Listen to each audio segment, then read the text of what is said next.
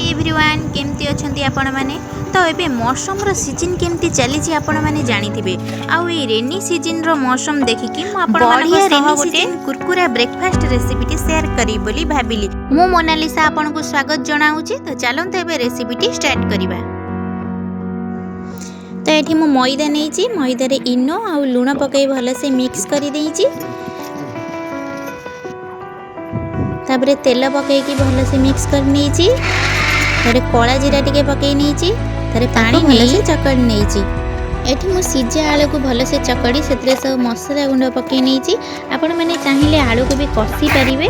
तो एठी मु सेमती नॉर्मली चकड़ा रे सब मसला पकई ता गुळै नेइची। एठी मु मैदा को बेली सेतरे आलू देई गोटे डिजाइन ने तयारी करूची। मु आहुरी केते डिजाइन ने तयारी करिची, हेले तार वीडियो मु नै पारिनी। तो आगो को देखिबे। तो आपण माने जदि किछि डिजाइन जानिथिबे ताहेले करि परिबे। ताकू एबे छाणी नेइची। आउ हां तेल को अधिक गरम करिकि पकेइबेनी, मीडियम रे रखिकि पकेइबे। भलसे हेइ गेला परे ताकू छाणी नेबे। तो एबे प्रस्तुत होई गेला हमर कुरकुरा ब्रेकफास्ट रेडी।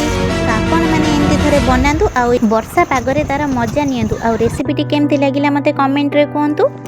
वीडियोटी भल लागिथिले लाइक शेयर कमेंट सब्सक्राइब करिया को प्लीज भूलिबे।